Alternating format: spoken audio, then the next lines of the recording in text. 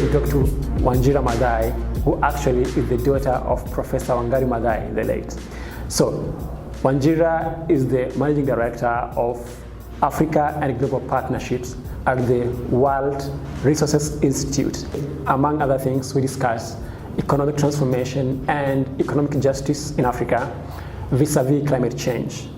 So I'm glad to have you, and please feel welcome. Thank you. And for a moment, tell us who you are, especially now. You hold a big name, eh? That's exactly. Wanjira Maathai is my name. And very proudly the daughter of the great Wangari Maathai. Oh, yeah. I chair the legacy organization, the Wangari Maathai Foundation, that is really about advancing the entirety of her legacy. We're part of a broader family of organizations, the Greenbelt Movement, which is a lot more known. We call them our bigger sister because it is the organization that was founded and my mother ran for many years. And then, of course, we have the Wangari Maathai Institute, which is an educational institute that is trying to bridge the gap between knowledge and practice, that you shouldn't go to university just to get book knowledge. You should actually be a practitioner of your knowledge. So the institute is about bridging the knowledge-practice gap. And then during my, when I'm not doing foundation work, which I do quite voluntarily, I'm the Africa Director and Global Partnerships Lead at the World Resources Institute. This is a global research organization that works on the premise of analysis, evidence-based decision-making for policymakers and those who hold them accountable. And then, of course, working across the sectors of energy, cities, and food, land, and water. Wow, I have a question. Are you the firstborn? No, I'm not. I'm in the middle. I've always been a freedom fighter. I have an older brother and a younger one. Are you the only child in the family who is in the climate space? No, both my brothers are involved in the legacy organizations, and they are different. My older brother is a lawyer, my younger brother is interested in finance, but I think the common thread is they're all interested in the legacy. And today we know climate is everything. It's food work, it's nature work, it's cities work, and so in their interest in Greenbelt Movement, my younger brother is quite involved there, and my older brother, Waweru, is involved with the foundation.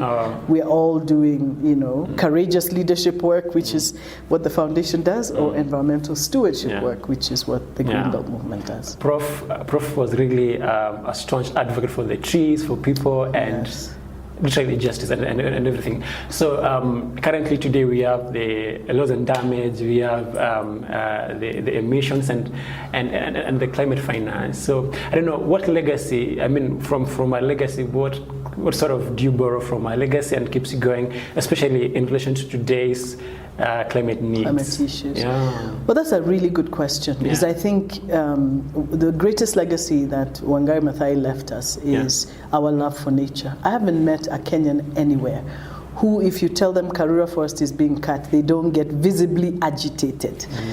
We love our nature, and that was something that she bestowed upon us. She was very militant about protecting Kenya's forests, protecting Kenya's green spaces in neighborhoods, because it was so important for her that children have a place to play, that we have a place to go and decompress, and that nature was such an important part of that. We know now actually that for climate, nature is an extremely important adaptation feature, that if you are completely devoid of nature, temperatures will go up. That nature actually cools cities down, that you need cities to have trees. When you remove the trees, the temperature already goes up. Trees are really important for our mental health. You hear cultures like in Japan, they have a concept called forest bathing. They go into the forest and it's prescribed by doctors. Spend a few hours a day in the forest, because this is well established now. And so her passion for green spaces, her passion for forests, has now become for me something that is such an important part of how, as Africans who live in the Sun Belt, where things grow so fast, it's absolutely a non-negotiable that we protect nature, we continue to restore and cover our beautiful continent with as many trees as we possibly can. We as a country, we have a target of trees by 2030 or 2032. 15 billion trees. How do you think feasible is that? Is it a dream that is not achievable? Is it doable? I mean, I think it's doable, but it needs a plan. You need to have a plan for how you're going to do it and where you're going to do it. You know, the good news is that 15 billion trees is not a random number. It has been, Kenya is one of the only countries that has done a restoration opportunity mapping. We know exactly where the restoration needs to happen. So we need to be restoring the areas where we know the restoration needs to happen. But we also need to protect, because if you're restoring and you're losing, it's a zero-sum game. You need to actually be preventing the loss as you restore. And that's when you'll be able to get, you know, we are still not within the 10% forest cover that's required for sustainable development. We know as the climate crisis deepens, so too the urgency for adaptation deepens, and we need to have cushions that help us get through this, and nature is one of those. Do you think we're doing so well in the protection front? I think on the protection front, I mean, it's never good enough. I think I find it a shame that we're always still fighting to protect our forests and to protect green spaces. If I were the president, and I'm not, I think I would make it a permanent protection for the most important forest. Why do we have to adjudicate Mount Kenya and the borders all the time? We know it's critical for our survival. Protect it once and for all. Get it off the table. Nobody should be discussing the borders of Mount Kenya or the borders of Mount Elgon or the borders of the Aberdares. These are our lifelines. We need to protect them. We need to keep them together. And I feel the same about urban spaces, Uhuru Park, Karura Forest. Why are we still discussing? Sometimes we need to take a little bit here. We know how important those green spaces are. We know even more now how important they are. You know, Africa's future is urban. By 2050, 1 in every 5 Africans, 1 in every 5 people in the world by 2050 will be African.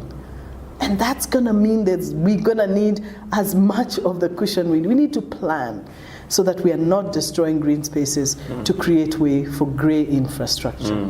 Vice President Algo yesterday during his presentation, actually he said that by 2070, Nairobi will be among the cities, if nothing changes, we should be uninhabitable. Yeah, does that scare you?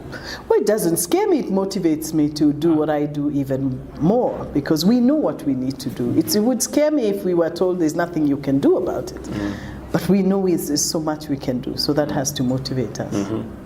So are you riding on hope alone, or do you think that whatever is being done right now, if it continues, then we'll be at the right place? Well, hope alone is not enough. You need good leadership. You need committed, courageous leadership that decides this is going to be a priority. You need an educated population like we have. We're very lucky to have a highly educated population in this country that we need to leverage for all sectors. Green jobs, creating opportunities for others, innovating. We know how incredibly innovative Africans are, especially young Africans. So we need to be leaning into all of that. And I think so. Hope alone is not enough. We have to activate. We have to mobilize the hope into action. Actually, speaking about the young people that we have in this country who are so much educated and innovation, do you think that Africa's innovation is being well used or harnessed? Not enough. I think we could do much better with youth innovation, at least innovation in this country and innovation across the African continent. What we don't have are policy incentives that incentivize innovation and youth entrepreneurship. If you have a policy environment that is creating space, providing affordable finance for people to start businesses and innovate, of course they will. The finance has to be available, the political incentives, the policy incentives need to be in place. Then it will happen, because the innovators are there, but they're moving to other places, they're frustrated. So there's a lot of the enabling environment that we need to work on. What do you feel about the fact that I think generally Africa seems to borrow more of the innovation from elsewhere, from maybe the West, and they leave maybe the indigenous knowledge. Last year I was talking to an expert of forest, and she was saying that Africa is so much blessed with indigenous forests, which actually can be a big deal in solving the climate challenges. I don't know how true that is, but I believe it's true. But do you think that it's being some of this innovation and the knowledge that we have and the indigenous knowledge and all these resources in Africa are being well utilized to kind of caution us from the climate extremities. Yeah. Well, I think, I don't know that we are, we saw some pretty scary data that we have 60% of the best solar potential in the world, but less than 4% of global investments in solar make their way here. So of course not. We're not doing well as Africans in investing. I was also startled by the statistic that the Vice President showed yesterday, where the state of Florida has more solar installations than the entire continent of Africa. That has to give us a little bit of pause. But what is the reason? We know that one of the reasons we heard yesterday is the cost of capital is really expensive to borrow. And that's why the reform of the global financial architecture is urgent. We cannot have the best solar potential, but yet the least investments in solar installations. That just doesn't make sense. And as a country, we have to make it a priority to focus on the assets that we have. An extremely young and vibrant, fastest growing workforce in the world is here on the African continent. We have the abundance of solar, as we heard. We also have the abundance of critical minerals that are needed for the renewable energy sector. We have the ingredients, but we certainly have to ask then, why isn't it happening? And that's where the heart of the matter is. But then why the imbalance? Who do you think should take the blame really, or who is not doing their work properly? Is it the government? Is it? Well, I don't know, because I'm not in that space. What I can tell you is we do need everybody working together. We need global finance systems valuing African ingenuity and African investments not as risky as they do. And we also know that sometimes they're unfairly rated high risk, even when they are not. We need our own private sector investments to go into African innovations. I was surprised to hear that a lot of African pension funds are invested overseas. So why do we expect other people to invest their money in our invest their pension funds in our geography if we are not doing it ourselves? So we need to really drive African capital into African innovations so that we can then attract others, because we are going first. And so those are the real issues we need to deal with. And I think that global solidarity around how we borrow. We borrow at very high rates from multilateral banks, but also we have very short runways to pay them off. So I think those are the real issues that need to be addressed. Yeah, actually, again, speaking on the potential that we have of solar energy in particular, and of course renewable energy in general. I think recently Kenya has had a conversation about there is talk of establishing a nuclear power plant in Kilifi. There's also another talk of establishing a coal plant in Lamu. So are we going backwards? That would be going backwards. I hope we don't do that. We have the best solar potential in the world. We have geothermal. We have hydro. Kenya has some of the best renewable energy potential in the world. I completely agree with Vice President Algo when he says, do not allow yourselves to be hoodwinked that we need nuclear or that we need coal. We simply don't. We need to invest in the energy we have. Today, believe it or not, we cannot use all of the energy we produce. Kenya is producing surplus amounts of electricity, and yet we still don't all have quality, reliable, uninterrupted access to electricity. We have blackouts every so often, but not as much as we used to. But we know that we could do better. But what we really need is demand centers that draw enough energy from the grid to make it profitable for costs to go down. So who do you think is pushing for this nuclear power plant and the coal plant? Because I've seen activists, actually climate activists from the coast region really up in arms, and there's been protests and some people have been I could only imagine the government is in support of them, because I don't know who else. They wouldn't be doing it if it wasn't. But I don't know who's behind them. What I know is that they're probably not the best choice. If you had a choice, a list of options, there are some options that should come before nuclear or coal. Yeah, all right. And as a global climate leader, do you think Africa is not getting well or enough representation in global forums when the world's talking about climate, and what do you think should be some of the things that should be directly talked about and addressed vis-a-vis climate and Africa? Well, I think part of the beauty of multilateral systems is everybody has a voice, and so we are represented in the UNFCCC, we are represented in the different COPs. So I think I think we have a voice. What it is whether people do what they're going to say, what they're going to do, and do what they're going to say. So this is the issue of trust, that the system works and it serves all the members fairly. What issues do you think should be addressed directly? Well, I mean, I think the main issues are obviously around finance for adaptation, finance for investments and growth. For Africa, at least, addressing poverty is the #1 climate issue. If we don't address unacceptable levels of poverty, and we know with poverty comes inequality, there's a reason it's SDG #1. It is the most important issue we have to address. And what that means is economic transformation is a priority climate issue, that we've got to invest in ensuring that people are not living in abject poverty. It is unacceptable, but it's also impossible to adapt against poverty. And so you have to build economic resilience, you have to build natural resilience, and that's why we are talking about nature. And we've also got to make sure that we produce the food we eat. Otherwise, we will be constantly dependent on faraway places. And that's okay. We need to trade with others. But I think on issues of absolute survival, where we know we can produce rice, we know there are some priorities that we need to increase production.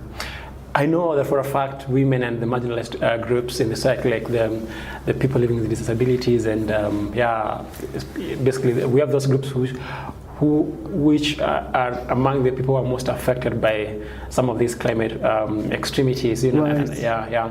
So, and I believe you believe in just transition, right? So, what do you think, as an example, maybe a mother or a grandmother living in Western Kenya, or maybe who's dealing with floods every April, you know, like Dalangi or elsewhere. So, to them, how should just transition help them, and what should it kind of look like, you know?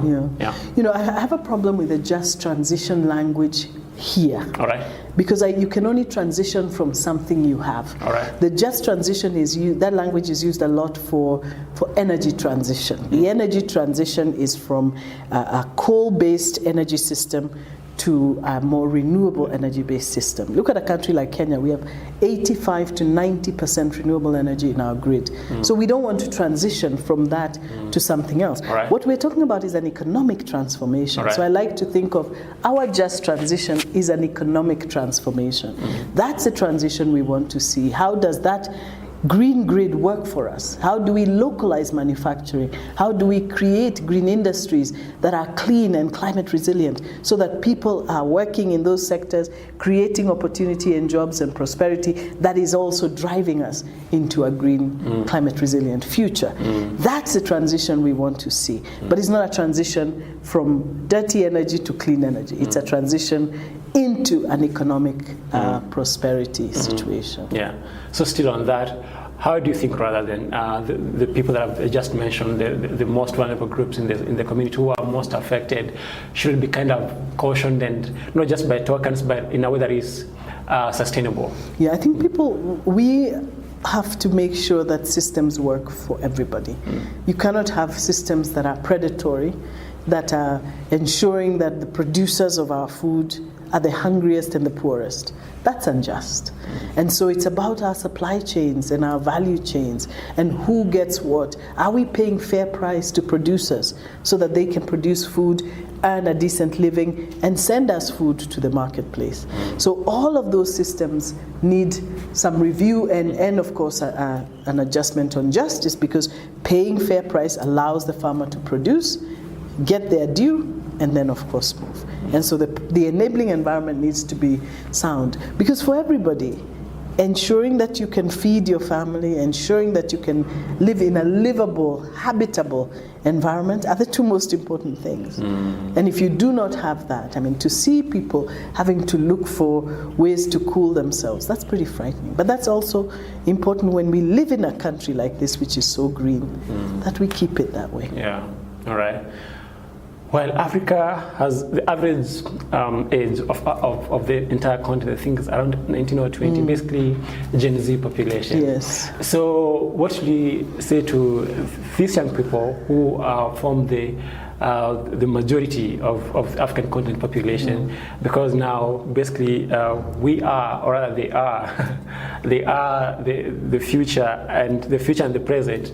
So what advice could you give to them vis-a-vis climate change and addressing this issue? Yeah. You know, one of the things that inspires me most is that Gen Z does not need advice. I mean, they are advising us, they are informing us, they're inspiring us, because they're basically very clear for them. It's not the issue of justice and fairness and anti-corruption and integrity are crucial for Gen Z. That's why they're fighting. And that's why a lot of young people are feeling that this system is not serving us. And it should. So we're going to challenge it. We're going to ask why. Why is it okay for you to put in policies that are unfair to me? That's extremely empowering. So I would put it the other way. I don't think they need my advice. I think young people and young leaders are stepping up in ways that are inspiring for all of us. We have to figure out what our role is in this supportive system to create an enabling environment and a supportive environment and an environment that is extremely engaged to support in whichever way we can. It can be our time, our talent, our treasure, whatever it is. But we need to be engaged in supporting this and creating an ecosystem of support to ensure that young leaders continue to lead. All right. My last two questions. What keeps you awake at night, and what's your greatest joy so far? And the last one, what are you so proud of your mother? What keeps me up at night? I think it's the injustice of the trade system. That I find the injustice of the trade system. The fact that we can be producing so much of the world's solar potential but not getting any investments for it. The fact that some of the most important critical minerals needed for the renewable energy sector are here in the African continent, but they are not, the countries are not the ones benefiting. Why is DRC not benefiting from their resources? Why is not Sierra Leone benefiting from their resources? The fact that we are raw material producers till today ought to concern us. So for me, those are the issues, because that's where economic transformation will come from. If we don't control and manage and invest in our own resources, we cannot expect other people to do it for us. Nobody will come and build your country for you, is what I was told. Rest assured. So that's what I would say for what keeps me. But I'm totally inspired by young leaders today. Africa's young leaders are the most vibrant, innovative, inspiring. But we're letting them down, and so I hope we can step up and create an ecosystem of support that they feel will build, those of us who are no longer in the Gen Z bracket. And then I would say my mother's legacy, proudest of just her, how she carried on persisting, committed to the environmental agenda. She was consistent. Everybody knows she was the lady of the trees. It was such a consistent commitment to environmental justice, and it paid off handsomely. For those of us who live here, we bask constantly in her legacy at Karura Forest. What a beautiful place to go. And now, I don't think she knew we would come so soon, but there we are. We have the biggest urban forest on the African continent. So do you think that her legacy in some one way or another is in danger? I don't think so, because you are all her legacy. We are all her legacy. So I don't think so. All right. People are protecting this all the time. I just hope we have people who are planning, not always looking at forests as spaces to expand, but seeing them for what they are, as life support systems. You wouldn't go and break the hospital down and put something else, because it's a life support system. You will find a different way to do what you need to do. Today we have innovations where we need less land to do. We can do much more with less. We know we don't need more roads. We actually need more mass transit. We don't need to increase our roads to accommodate more cars. That's just not the future. That is yesterday. Climate is a north star for what we do. We are guided by three key principles: nature, people, and climate.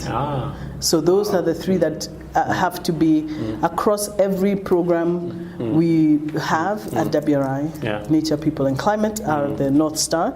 And we have bet on three key sectors: the energy sector, the cities as an entity, and then food, land, and water. So forests, water, food, loss and waste, protection of forests, restoration of forests. Yeah. So all of that in our portfolio. So those three are the main sectors. But in everything we do, they have to be anchored in nature, people, and climate.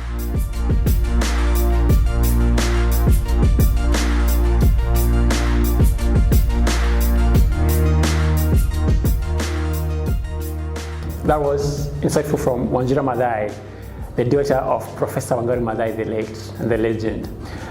Remember to like this story, share and subscribe for more. Many thanks, and until next time, keep fit. Goodbye.